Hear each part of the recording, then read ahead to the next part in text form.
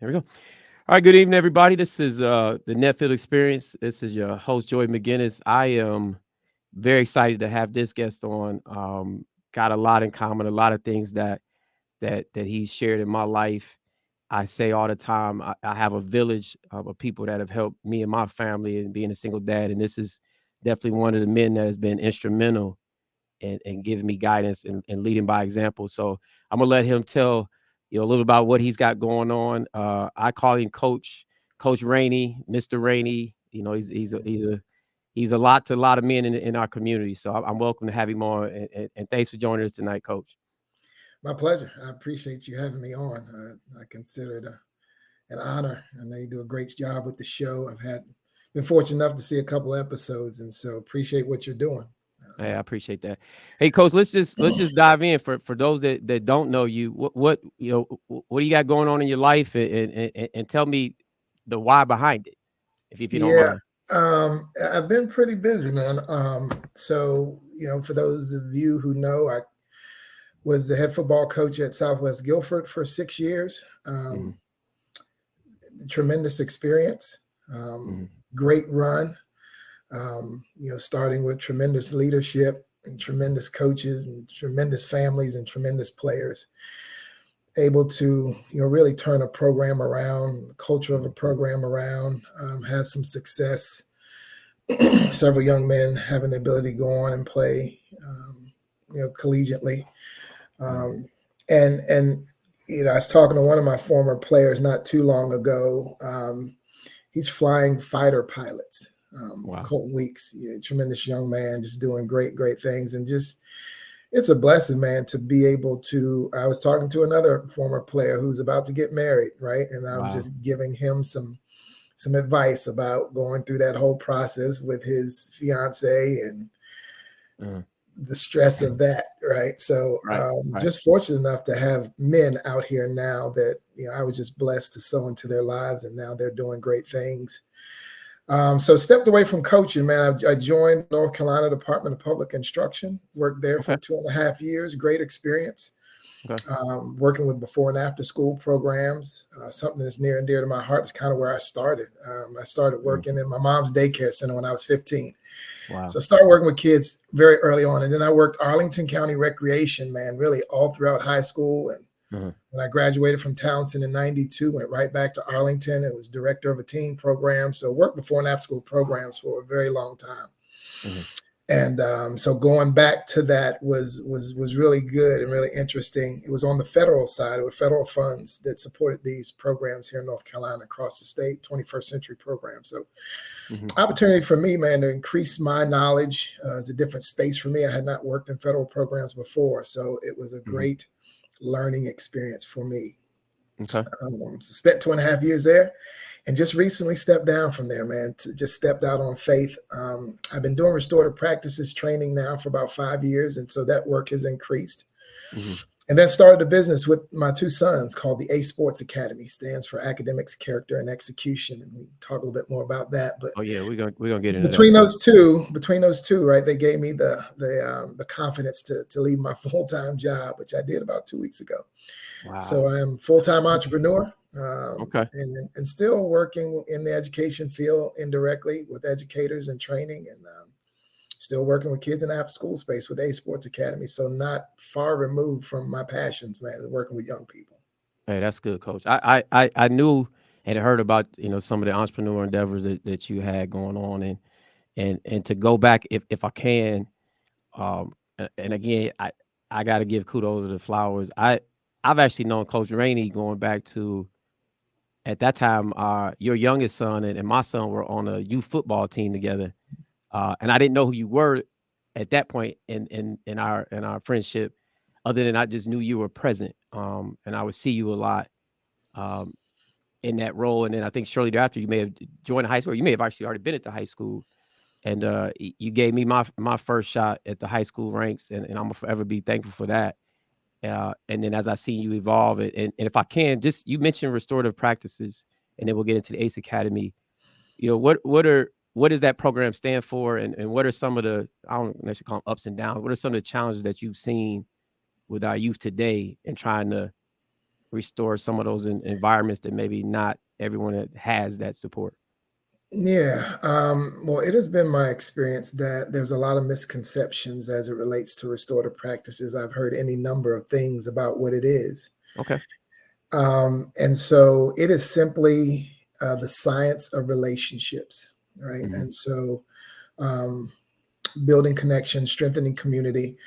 A lot of people get it confused with restorative justice. Restorative justice and restorative practices are two different things.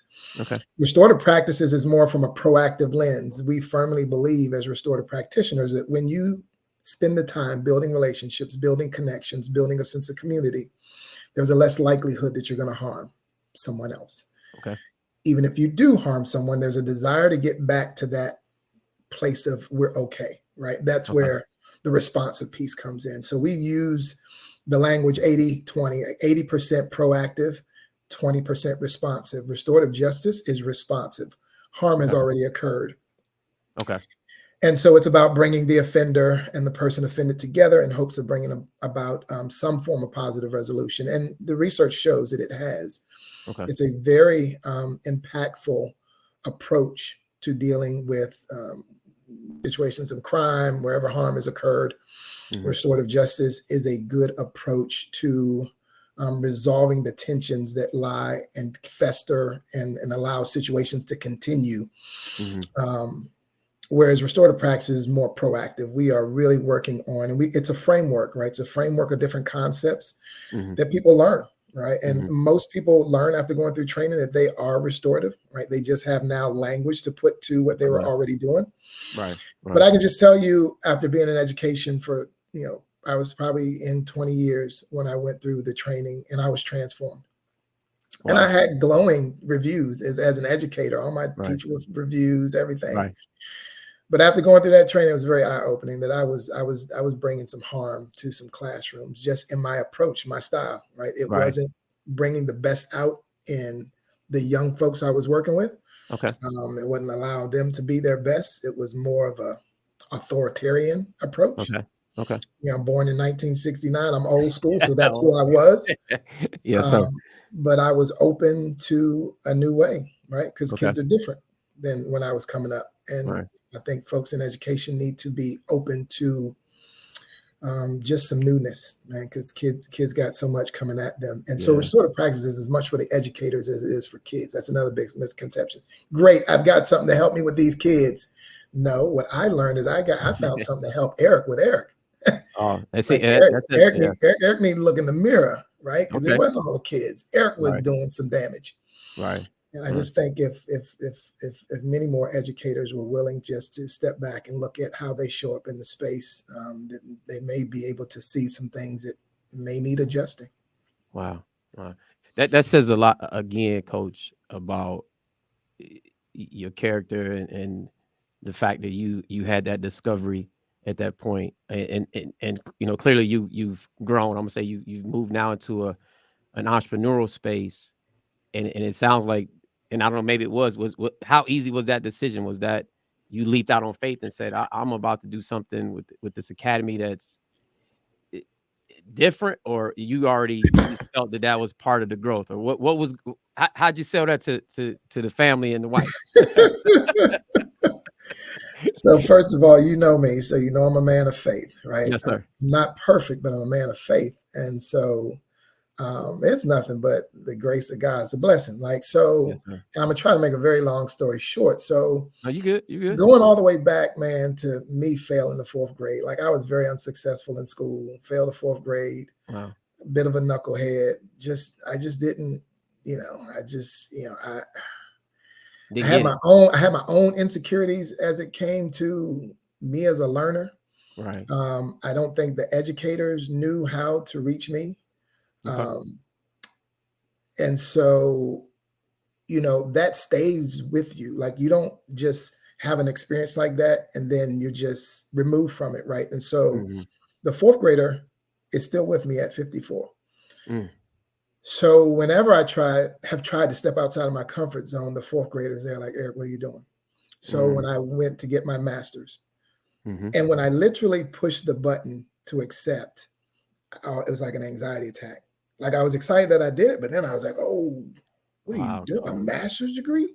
Like, what are you doing? Right? Yeah. What are you doing? Right. So Right. when I get, you know, selected to be the head coach at Southwest, again, there was the excitement, but then there was this extreme, like, what are What you am I doing? doing? You've never been a head coach. You've never done this. You, like that, all that negative talk is still there, right? Greater. Right. Right. So when I begin to do restorative practice training, where I'm in front of other educators training them, the Right. first time my knees were literally shaking. Like, what are Wow, you coach. doing, man? So Yeah. at each phase where I'm stepping outside my comfort zone, I'm literally having to coach myself up. Like, no, you can do it. You can do it. You can do It's it. okay. You can do it. Uh-huh. Um, and so when I train, I always say, just because you're chronologically older, it doesn't mean things that you have experienced have left you, that you have to Mm, work through, because a lot of people will let it stagnate them or keep them back from ever realizing anything. mm, So going back to your question about, stepping out into this entrepreneurial space, mhm, also I've got my mom owned a daycare center, right? I've got mhm. two brothers that I've got firsthand examples that it can Right. be done successfully. Right. And then the experiences that I've been afforded, right? Just going through my academic experiences, my educational experiences, the work I did in Arlington, Virginia, where I first started teaching, the work I've been able to do here in Guilford County, Mhm. the educators, the principals, the other folks. I've worked with some tremendous people that have just helped my career grow and helped me see Mhm. education from a lot of different perspectives, right? And so Mhm. then from an athletic perspective, I've always had football in my life. Like if it wasn't for football, I probably don't go to college Mm. because again, I wasn't a great student, right? Right. So Right. football sustained me until Mhm. I could understand the value of an education. So I was a tyrant at a coach for grades, as you know, Yes, because sir. Yes, I sir. refuse to let a young people experience what I experienced. Like there's a kid who tells me, oh, I failed, I don't care. Stop lying. You're fronting. Mm. Failing hurts, man. Preach, coach. I don't give a crap what failing Mm. hurts. Yes, sir. You can put up all the front you want, but failing hurts. I don't care who you are. Right. And so you just weren't going to play for me if you weren't committed to your academics, because I wasn't going to contribute to like this false sense of reality. Or I can go play this sport and not handle the other piece. No, not with Right. me. And some people didn't agree with it, but that's what I believe in. Right. And that's what Right. I stuck to. And so my academic experience, my educational experiences, and my athletic experiences really have brought me to this point. Mhm. My exposure to restorative practices gave me the exposure, right? And then I Right. jumped in with both feet. I went back. I said I was done after my master's, went back and got a graduate certificate, went and just trained with different people. And I've been Right. able to sit in on international panels presenting on Wow. restorative practice. Like me, I'm sitting on a panel with people from Australia, Canada, New Yeah. Zealand, Eric Rainey, little old Eric Rainey from Arlington County. I'm like, come on, man.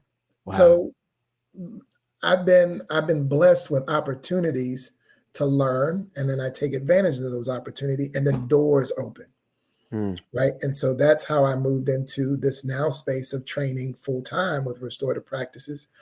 And the A Sports Academy is nothing but a replica of what I did at Southwest High School. It's academics, it's character and Mm. execution.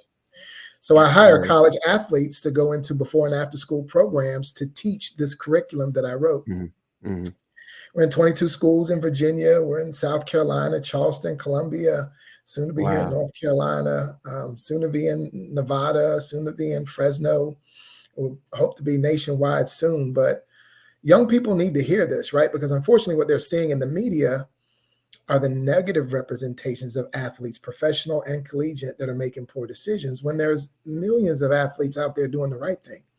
So I hire those kids, right? I hire those college athletes that are academically oriented, strong character, that are high IQ folks, and they love young people. Mm. And they're going into these schools and they're having a tremendous impact because young people listen, right? I can Mm. walk in there at 54, they're like, yeah, whatever, old man.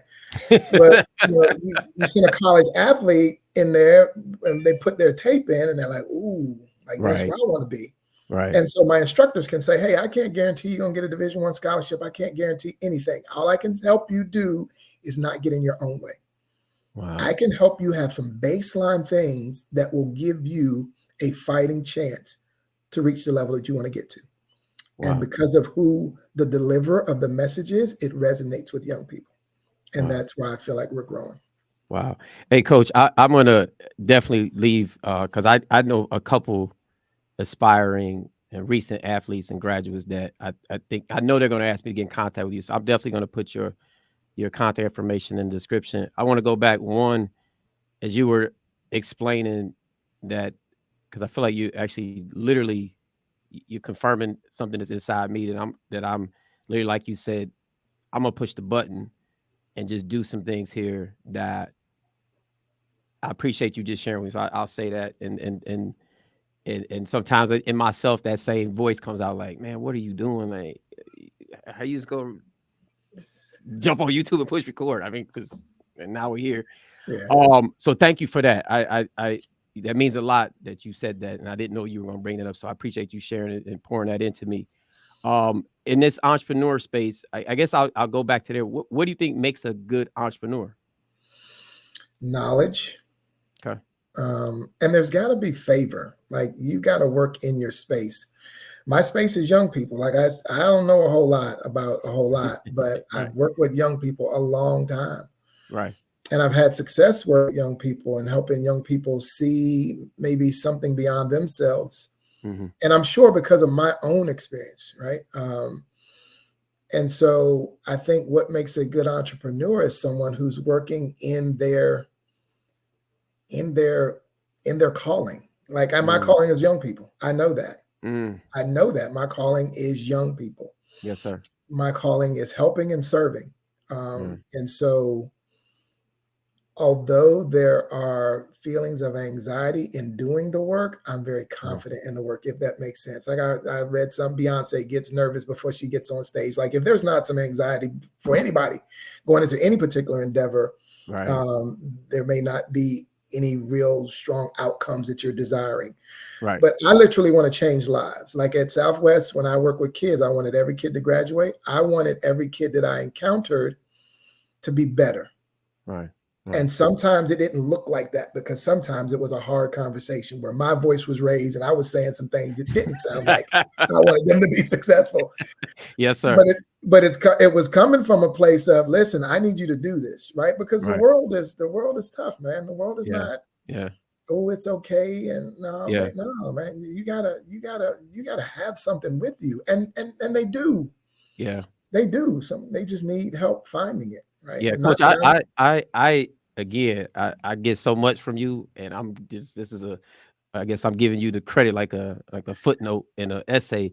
I use because I got it from you when you say oftentimes, love doesn't or you start by saying that you love that child, but sometimes doesn't look or sound like it. And I, for those that don't know, when you were, I believe you were the graduation coordinator at Mhm. Southwest, and I remember the first time I came in your office because the role I am in at the middle school, a lot of the kids have transitioned into the high school. And I remember looking on that board and you had all those names and not just a name, but it was like something specific to the kid that I felt came from relation. Like you knew Mhm. whether it's family, this dynamic or another dynamic or whatever. And I just saw those names like this man is really concerned about all these kids graduating. And that board, I mean, you were literally going through all of them. And I'm like, Mhm. I was blown away with that. Yeah. So to see you going into restorative practices and then see you going into and starting your ACE Academy without even me knowing the answer to what you're doing, I knew it was going to be something in that lane. I knew it. And the other thing that I kind of want to parallel with the conversation we're having, because I think you do you lead by example with this one, is just being a father and a man. So simply asked of you, how do you define a let me make sure I get my notes on this around. Or what's the secret that you would share for any young man, young father, single father to be the best father man he can be? Yeah. I think you said be present. Mm. There's no you can't get time back. There's Mm. no other thing than being present. So Mhm. my father, very, very quiet man, just was up visiting with him and my mom for Mother's Day. Mhm. Very, very quiet man. My father me and my middle brother, we would ask my mom, like, why doesn't dad talk to us? Like, it's super quiet. Like, we could go on a road trip for hours. My dude Not wouldn't say speaking enough. not words, man. And we was like, he don't talk to us. And Right. my mom was like, well, he stuttered when he was in high school, and kids made fun of him. They dated since I think middle school. Wow. And she said he's just always been quiet. So I said, well, how did he get you? Like, what line did he even use? What did he do? Just baffled. Like, we asked that question early on, but Right. and he's come out of his shell a lot more now that with Mhm. grandkids and all of that. But he was there. Like, he drove a metro bus. He drove public transportation for 30 some years. Wow. And me and he come in the door, and we go grab one leg. My other brother grabbed one leg, and he just kind of going, but he was Right. there. He Right. was there, right? Wow. And that spoke volumes to us. He just went to work, and he got the Right. job done. And so I'm different from him. I get it from my mom that I told my boys I love them every day. I kiss them every day. Right. Right. I sung songs to my kids when they're in my wife's belly, man. I wrote poems. Wow, I coach. just wanted to be that dad. Right. Right. I got offered a head football job when the boys were young down in South Carolina, and me and Jacoby and I guess I can't remember if Jalen was born at the time. Yeah, he was born at the time. Took the kids down there, and I stayed for 4 days, and it was R.B. Stall High School in Charleston, South Carolina, and I had the job. It was offered to Wow. me, and I stayed 4 days. Uh-huh. And driving back home, I just said, this is going to be. It was a tough school. I said, this is going to be 10, 11, 12, 15-hour a day job. Days. I Wow. can't be that. I can't be that much time away from Away home from when the the boys boys. are small. That Yeah. that was my overriding thought. I need to be accessible Wow. when my Yeah. boys are young. And so decisions like that. So long answer to be present. Present. You Yeah. just cannot, you can't get time back. Wow. And what is more important? What's Wow. more important than your seed that you brought into this world, like that you are gravely responsible for raising? How can you do that if you're not there? Wow, coach. I, wow. I, I'm kind of lost for words on that. When I say lost in a good way, to hear you say that. It's ironic you say that. I had very quickly a point in this was pre the school district, and I got an opportunity to join a large manufacturer of home good products out in California, and I just remember I'd never seen that much money offered to me, and I distinctly remember my child mother was like, "Hey, you're more than welcome to move to California if you only want to see your kids twice a year." And that, I mean, I was gonna make a decision, because I knew otherwise, but I couldn't not, like you said, not be present, and realize, as a dad, there's challenges that comes with that, Sure. but just to be there, I commend you again, because I seen you present, and not just your son's lives, the hundreds of athletes that have come through Southwest, many of which that I see as well, that you could tell that you poured into them, just when they say your name, and the power that you put into them. So I couldn't put it any better, and I feel like I'm rambling a bit. So I wholeheartedly agree with you. I would, again, I could talk all night with you, and I know I'm gonna have to get you back on. And I got this from another YouTube channel. Just the last two questions, but I thought it was interesting to look at it. What's the one failure in your life that you cherish the most?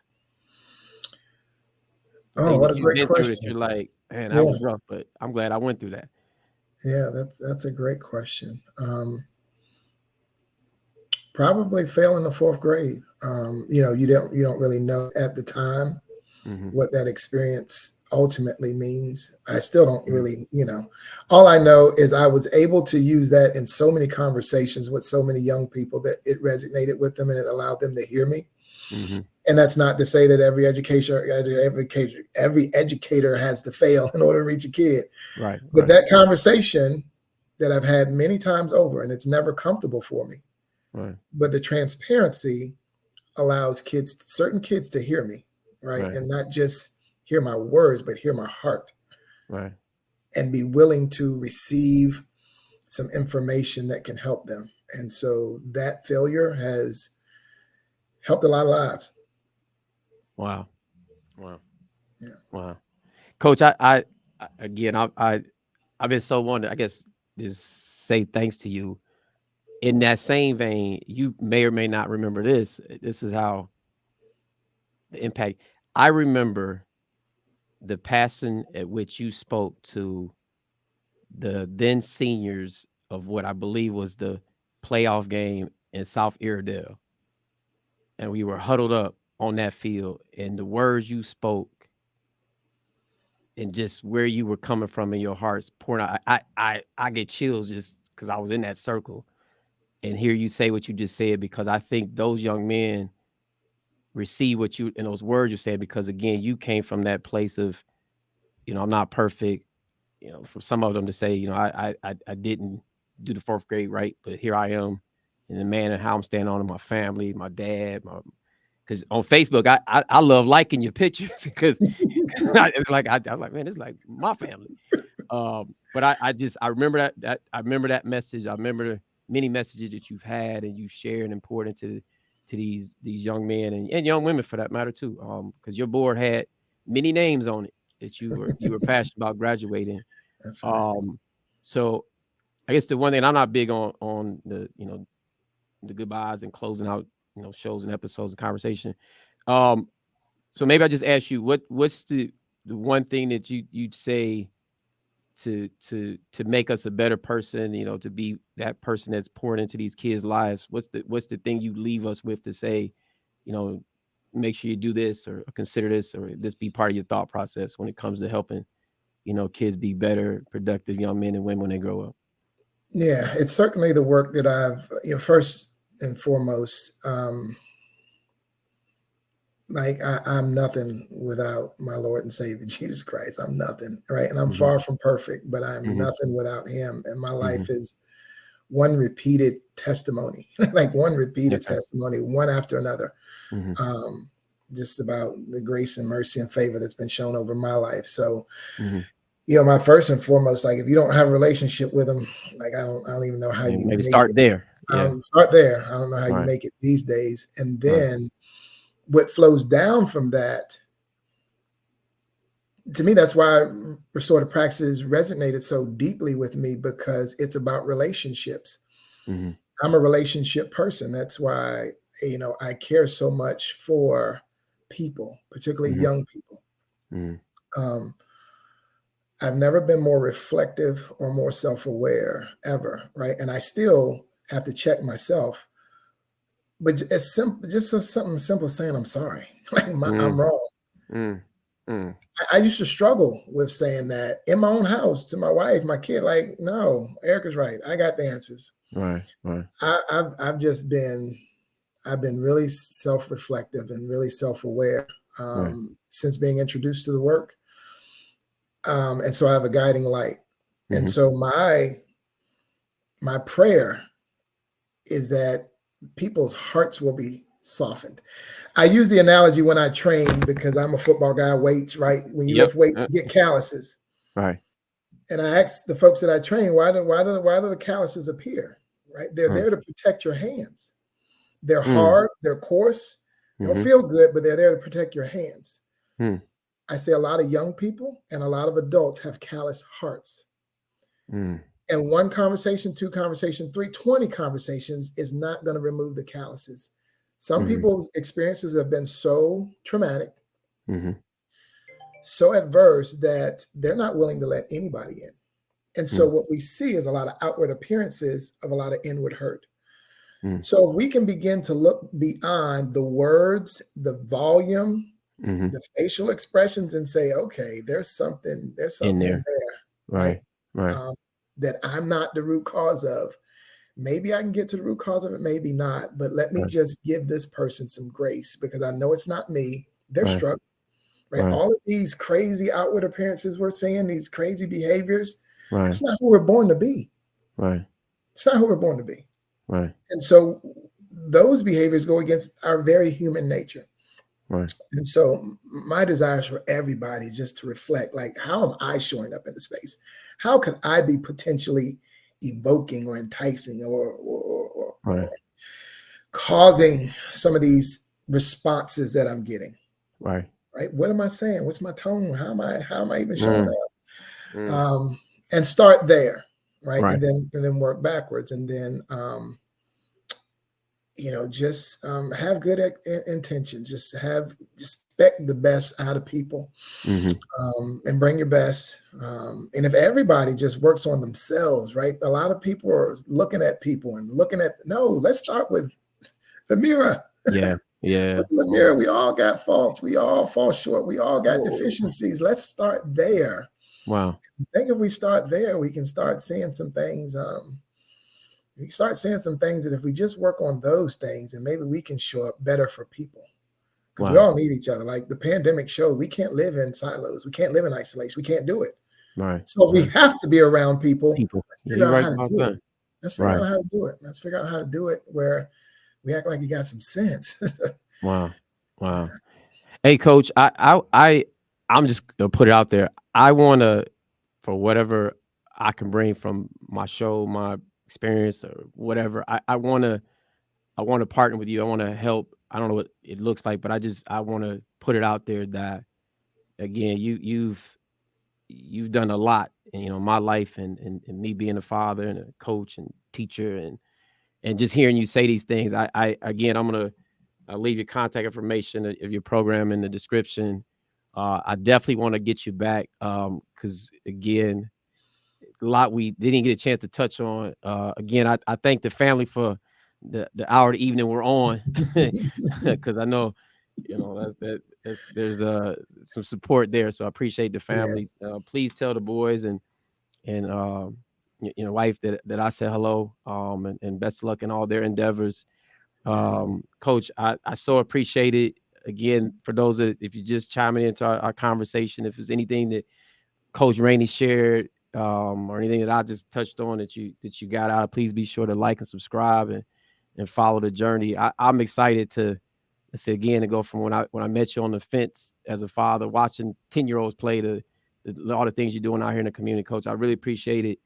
Got to If get you back on. Got to Yeah, get you back yeah. on. If I can add, it's just very fitting that you're doing this show, Coach. Wow. I've been fortunate enough to watch you work, Thank you. um, and just watch you with your kids, man, and it's beautiful. Like Thank you. um, you're an example. Thank you, You coach. are an example, and I've had the opportunity, again, fortunate enough to have the opportunity to watch, and I know a little bit about your background. I know you could be making a whole lot of money. Like one of the smartest people that I've ever come across, Thank you, with the coach. degrees and all that to prove it. I'm like, why is he doing this? But Hey, it makes sense, right? It just, yeah. it's better to be about it than talk about it. And Hmm. for those who don't know, you're a sharp brother with degrees, and you got all the backing you need to go somewhere and make seven figures, right? And you chose to coach your son, support your kids, work at a school. You live it, man. You live it. Thank you, So coach. kudos to you. Thank you. Kudos to you. Your kids are blessed to have a father who puts them first. A lot of dads don't do that, man. A lot of dads chase them Mhm. dollars and say, "Oh, I got to make this money to support my kids," but they're Right. never there. They Right. don't want the money. Well, Right. maybe they want some money, but they'd rather have you there, right? Right. Right. So kudos to you. Thank you, coach. You are the ideal person to do a show like this, and I know you, so I can say that with a whole bunch of confidence. So I kudos appreciate to that. you. I appreciate that. I'm Absolutely. about to push that button, coach. So you just Push it, baby. Push Hey, it. I'm about to push that button. Hey, coach, I'm gonna get you back on. Thanks a lot. Awesome. Yeah, You have a great rest of the evening, and look for my phone call here shortly. absolutely. My All right. pleasure. Thanks for Hey, having me thanks, on. coach. Appreciate you much. Thank you. Absolutely. Yeah. Bye bye. Okay.